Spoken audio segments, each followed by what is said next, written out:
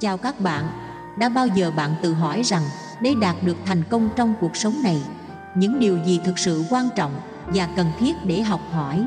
Trong video ngày hôm nay, chúng ta sẽ khám phá những bí quyết đơn giản mà ít ai biết về việc thành công và hạnh phúc. Chúng ta sẽ đi tìm hiểu về những giá trị cốt lõi, những bài học quý báu và cách nhìn đa chiều về cuộc sống mà bạn nên học trong hành trình vươn tới thành công. Bạn sẽ khám phá cách mà lòng kiên nhẫn và sự động viên có thể thay đổi cuộc sống của bạn, cách mà sự thất bại có thể trở thành nguồn động viên lớn, và tại sao việc hiểu rõ và tôn trọng người khác lại là chìa khóa để xây dựng mối quan hệ vững chắc. Chúng ta sẽ cùng nhau trải nghiệm những hành trình học hỏi từ những sai lầm và khám phá những cơ hội đang chờ đợi phía trước. Nếu bạn muốn biết cách tận dụng tối đa tiềm năng của bản thân, xây dựng một cuộc sống ý nghĩa và đạt được thành công đích thực, thì đừng bỏ lỡ video này. Hãy cùng nhau học và chia sẻ những điều quý báu mà cuộc đời đã dạy cho chúng ta, để chúng ta có thể tự tin bước vào một tương lai đầy hứa hẹn. Hãy cùng chúng tôi đi tìm hiểu những điều bạn nên học nhất trong cuộc đời này để đạt được thành công đích thực. Thứ nhất là học cách tự vui vẻ. Trong cuộc hành trình đến với thành công, việc học cách tự vui vẻ không chỉ là một kỹ năng mà còn là một tri thức quý báu mà chúng ta nên trang bị. Tự vui vẻ không đơn thuần là việc tươi cười và cảm nhận niềm vui mặc dù khó khăn đang đè nặng. Nó là một tinh thần, một lối sống đang xen với sự kiên nhẫn và linh hoạt. Trong những thời điểm gian khó, việc biết cách tự tạo niềm vui bên trong là như một nguồn năng lượng bất tận. Chúng ta có thể soi sáng bản thân bằng những tia cười nhỏ, những niềm vui đơn giản mà không cần dựa vào nguồn ngoại thức. Bởi vì thực tế, chúng ta không thể kiểm soát hoàn toàn cuộc sống xung quanh, nhưng chúng ta hoàn toàn có thể điều chỉnh cách mình phản ứng và đối diện với nó. Học cách tự vui vẻ cũng giúp chúng ta duy trì tâm trạng tích cực và khả năng tập trung trong công việc. Không ít lần, những bài toán khó khăn, áp lực từ công việc và sự cạnh tranh dường như quấy rối tinh thần. Tuy nhiên, nếu biết cách vui vẻ đối mặt với chúng, ta có thể giữ được đôi mắt rạng ngời trong việc tìm kiếm giải pháp và tận hưởng quá trình sáng tạo. Tự vui vẻ cũng tạo nên một sự lạc quan bền vững. Chúng ta không chỉ thấy niềm vui trong những thành công lớn lao mà còn trong những bước tiến nhỏ nhoi trên con đường. Điều này giúp ta không bao giờ bị mất hướng và luôn có động lực để tiến xa hơn. Vậy hãy nhớ rằng học cách tự vui vẻ không phải là việc đơn giản, nhưng nó lại là một khía cạnh quan trọng của sự thành công. Hãy dành thời gian để tìm hiểu về chính mình, biết cách yêu thương và đánh giá bản thân mình, và trên hết, hãy biết cách tạo niềm vui từ những khoảnh khắc đơn giản nhất. Đó chính là chìa khóa để mở ra cánh cửa của thành công mà chúng ta đang theo đuổi. Thứ hai là học cách tự chăm sóc chính bản thân mình. Trong cuộc sống nhộn nhịp và áp lực của thế giới hiện đại, việc học cách tự chăm sóc cho chính bản thân trở nên quan trọng hơn bao giờ hết. Đôi khi, chúng ta đã quá dồn mình vào công việc, mối quan hệ và những trách nhiệm hàng ngày, để rồi bản thân ta trở thành một khía cạnh bị lãng quên. Tự chăm sóc không chỉ là việc dành thời gian cho bản thân, mà còn là một phương pháp thông thái để tiến xa trên con đường thành công. Khi ta biết cách yêu thương và chăm sóc cho chính mình, ta đang xây dựng nên một nền tảng vững chắc cho sự thành công bền vững. Tâm hồn ta cần được bảo vệ và nuôi dưỡng như một vườn hoa. Chỉ khi có sự yên bình và cân bằng trong tâm hồn, ta mới có thể thể hiện tốt nhất khả năng sáng tạo và quyết tâm vượt qua khó khăn. Tự chăm sóc bản thân không chỉ bao gồm việc giữ gìn sức khỏe thể chất bằng việc ăn uống cân đối và tập luyện đều đặn, mà còn đặt trong nó sự quan tâm đến tinh thần. Thời gian dành cho việc đọc sách yêu thích, thực hiện những hoạt động thú vị và tạo thời gian để thả lỏng là cách giữ cho tâm trí luôn trong tình trạng tươi mới, sẵn sàng đối mặt với thách thức. Khi biết cách tự chăm sóc cho bản thân, ta cũng truyền cảm hứng cho người khác xung quanh. Hình ảnh của một người tự tin, mạnh mẽ và biết trân trọng bản thân là nguồn động viên cho những ai đang xem ta là gương mẫu. Khả năng tự quản lý và điều chỉnh tâm trạng cũng là một yếu tố quan trọng để tạo nên môi trường làm việc tích cực và hiệu quả. Vậy, hãy dành thời gian hàng ngày để chăm sóc cho bản thân như một sự cam kết với chính mình. Đó là bước đầu tiên trên con đường chinh phục thành công. Tự chăm sóc cho chính bản thân không chỉ là việc tạo nên một cuộc sống tốt đẹp hơn, mà còn là chìa khóa để khám phá tiềm năng và đạt được những mục tiêu vĩ đại mà ta hằng mong muốn. Thứ ba là học cách từ bỏ nỗi đau. Trong cuộc hành trình đầy gian truân của cuộc sống, việc học cách từ bỏ nỗi đau là một bài học quan trọng mà chúng ta cần nắm vững để tiến tới thành công. Nỗi đau có thể là những vết thương tinh thần, những ký ức đau buồn hay những thất bại đầy xót xa. Tuy nhiên, để vươn tới tương lai rạng ngời, chúng ta cần biết cách buông bỏ những gánh nặng của quá khứ. Từ bỏ nỗi đau không phải là việc lãng quên hay dứt bỏ hoàn toàn. Đó là sự thừa nhận và chấp nhận rằng quá khứ không thể thay đổi, nhưng chúng ta hoàn toàn có thể thay đổi cách ta đối diện với nó. Bằng cách trải qua quá trình học cách tha thứ, chúng ta đang tạo ra một không gian mới để nuôi dưỡng sự phát triển và thành công. Từ bỏ nỗi đau cũng đồng nghĩa với việc giải phóng tinh thần và năng lượng để tập trung vào những mục tiêu và hoạt động mang tính xây dựng. Nỗi đau có thể trở thành một bóng ma vô hình, làm mờ tầm nhìn và làm suy yếu quyết tâm. Nhưng khi ta học cách từ bỏ, ta đang giải phóng chính mình và cho phép mình bay cao hơn, vươn tới những ước mơ và khát vọng. Không có con đường nào điều hòa đến thành công mà không có sự hy sinh.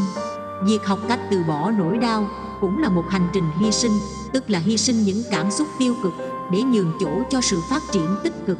Nó yêu cầu sự kiên trì, lòng can đảm và sự tự tin trong bản thân.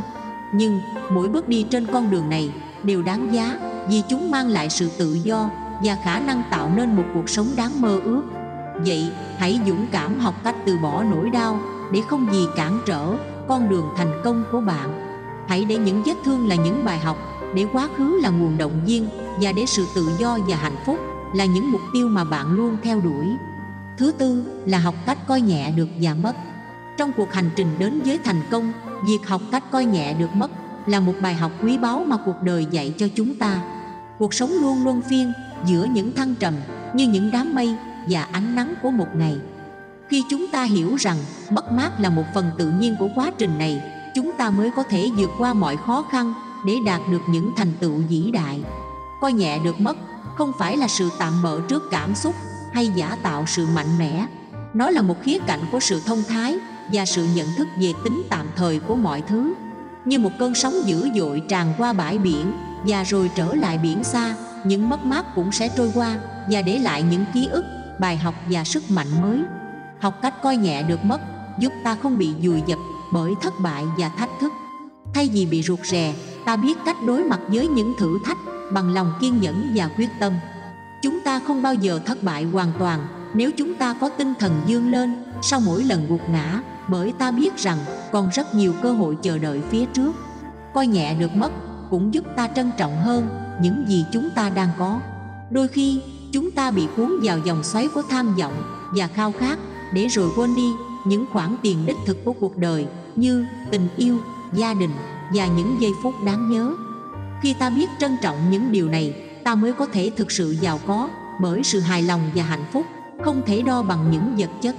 Vậy hãy học cách coi nhẹ được mất để không bao giờ bị mất trạng thái cân bằng tinh thần. Đó là bước đi tới sự tự do và thành công, khi ta biết cách vượt qua mất mát mà không bao giờ đánh mất động lực và niềm tin vào tương lai. Thứ năm là học cách khoan dung. Trong cuộc sống, việc học cách khoan dung là một bài học quan trọng mà chúng ta nên thấu hiểu và áp dụng. Khoan dung không chỉ đơn thuần là việc tha thứ hay chấp nhận sự khác biệt, mà còn là một tinh thần lớn lao, một cách nhìn đa chiều về thế giới và con người. Khi học cách khoan dung, ta đang mở cửa trái tim để chào đón sự đa dạng. Mỗi người, mỗi tâm hồn đều là một bức tranh riêng, được vẽ bằng những nét đẹp và màu sắc độc đáo. Thay vì phán đoán và đánh giá, học cách khoan dung giúp ta thấu hiểu và chia sẻ niềm tin trong những giá trị cơ bản của con người. Khoan dung cũng là một yếu tố quan trọng trong việc xây dựng mối quan hệ và giao tiếp. Chúng ta không thể tránh khỏi những ý kiến và quan điểm khác nhau, nhưng học cách khoan dung giúp ta tiếp nhận những ý kiến đó mà không phải mất đi sự hòa hợp và tinh thần hợp tác. Đôi khi, việc thấu hiểu một góc nhìn khác có thể mở ra cánh cửa tới những giải pháp mới mẻ. Học khoan dung cũng là sự thể hiện của sự trưởng thành tinh thần. Đó là khả năng đối diện với những tình huống khó khăn mà không mất đi bình tĩnh, không phản ứng quá dữ dội. Thay vì để cảm xúc áp đảo, ta học cách duy trì sự bình thản và định hình tương lai một cách sáng suốt. Với khoan dung, ta cũng thể hiện lòng tốt và lòng nhân ái.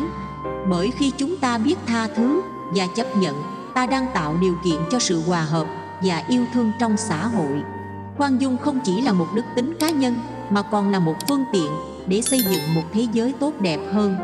Vậy, hãy học cách khoan dung để ta trở thành những người thấu hiểu, biết lắng nghe và luôn mở lòng ra để đón nhận sự đa dạng và phong phú của cuộc sống. Khoan dung không chỉ là một phẩm chất tốt cho chính bản thân, mà còn là một cách thể hiện sự sâu sắc và tầm nhìn rộng lớn đối với thế giới xung quanh. Thứ 6 là học quý trọng.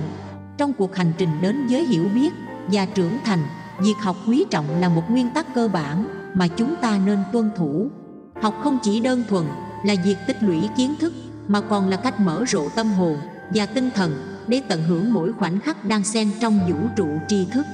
Học quý trọng không phải là việc gò ép mình vào những quy tắc cứng nhắc, mà là sự khao khát sâu sắc, sự tò mò và trách nhiệm với sự phát triển của bản thân. Khi ta học quý trọng, ta không ngừng đặt ra câu hỏi và tìm kiếm câu trả lời, không ngừng khám phá những chi tiết tinh tế và những khía cạnh mới của thế giới. Học quý trọng cũng là sự tôn trọng với những người đang chia sẻ kiến thức với ta. Đó là việc lắng nghe, chia sẻ ý kiến và thảo luận để cùng nhau xây dựng một môi trường học tập và trao đổi năng động. Học không chỉ tồn tại trong sách vở và lớp học, mà còn trong những cuộc trò chuyện, cuộc gặp gỡ và sự tương tác hàng ngày. Học quý trọng cũng là cách chúng ta đối diện với thách thức và thay đổi. Khi thế giới thay đổi không ngừng, việc học quý trọng giúp ta thích nghi và phát triển. Chúng ta không bao giờ dừng lại trong việc học hỏi, không bao giờ ngừng cải tiến bản thân để đối mặt với những thách thức mới. Vậy hãy học quý trọng để ta luôn là người truyền cảm hứng, tràn đầy năng lượng và luôn sẵn sàng tiếp tục hành trình khám phá. Học quý trọng không chỉ là cách để ta trở thành con người trí thức, mà còn là cách để ta trở thành người sống hết mình và tận hưởng mỗi khoảnh khắc trong cuộc sống. Thứ 7 là học tri thức bảo vệ sức khỏe. Trong hành trình đến với một cuộc sống lành mạnh và hạnh phúc, việc học tri thức và bảo vệ sức khỏe không chỉ là một nhiệm vụ, mà còn là một sứ mệnh quan trọng mà chúng ta nên thực hiện. Sức khỏe là tài sản quý giá nhất mà chúng ta có, và tri thức là chìa khóa để bảo vệ và củng cố nó. Học tri thức về sức khỏe không chỉ đơn thuần là việc biết về dinh dưỡng, tập thể dục và các thực phẩm tốt cho cơ thể. Nó còn đảm bảo rằng chúng ta hiểu về tình trạng của cơ thể mình, biết cách nhận diện các triệu chứng bất thường và tìm kiếm sự chăm sóc y tế kịp thời. Tri thức là vũ khí để chúng ta đối mặt với những nguy cơ và bệnh tật một cách tự tin.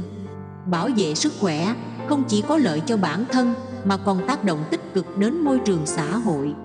Khi ta học cách chăm sóc cho sức khỏe cá nhân, ta đang thể hiện tinh thần trách nhiệm và tôn trọng đối với người thân, bạn bè và cộng đồng. Sức khỏe tốt giúp ta có thể đóng góp tốt hơn vào xã hội, làm việc hiệu quả hơn và đạt được những mục tiêu trong cuộc sống.